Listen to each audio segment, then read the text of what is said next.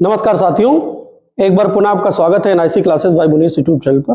जैसा कि आप थंबनेल में देख रहे होंगे, अभी हालिया खबर पर अगर हम नजर डालें तो दुबई इंटरनेशनल एयर शो में भारत को एक अपूर्णीय क्षति हुई है और हमारा एक फाइटर प्लेन तेजस क्रैश हो गया है, जो कि बहुत ही वेदनापूर्ण खबर है। और हमने एक अपने जाबाज अफसर को भी खोया है, नमान सयाल जी को, जो कि विंग कमांडर के पद पर तैनात थे और इस फाइटर जेट को वही उड़ा भी रहे थे। ये अपूर्णीय क्षति है। सबसे पहले मैं उनको विनम्र श्रद्धांजलि अर्पित करता हूं। और अब हम आज की खबर पर नजर बनाते हैं कि तेजस का नामकरण किसने किया था और क्या खास बातें हैं इसकी जो दुनिया के अन्य फाइटर प्लेन में नहीं है। याद रखिएगा, तेजस किसने इसका नामकरण किया था और क्या क्या इसकी खास बात है। आगे बढ़ते हैं। सबसे पहले बात करेंगे एलसीए प्रोजेक्ट की।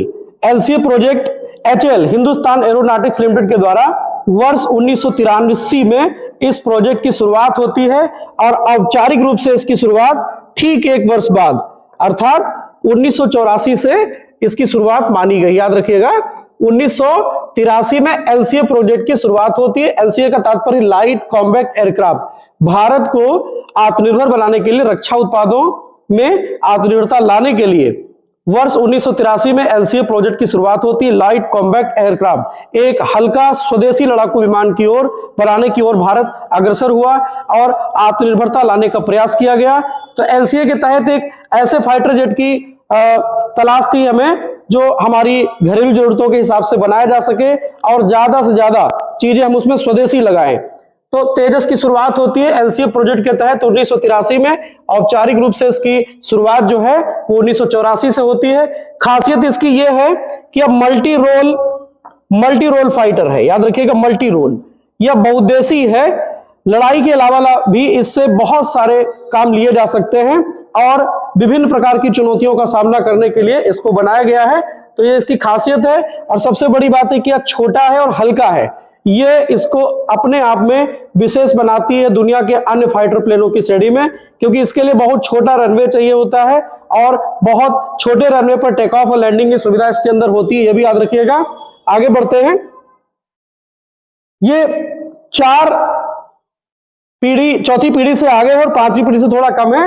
ये 4.5 जनरेशन का फाइटर प्लेन है। याद रखिएगा, 4.5 जनरेशन का फाइटर प्लेन है और इसमें जो इंजन लगा हुआ है वो अमेरिका की जनरल इलेक्ट्रिक कंपनी के द्वारा बनाया जाता है। इसमें इंजन जो लगा है वो GEF 404 इंजन इसमें लगाया गया है।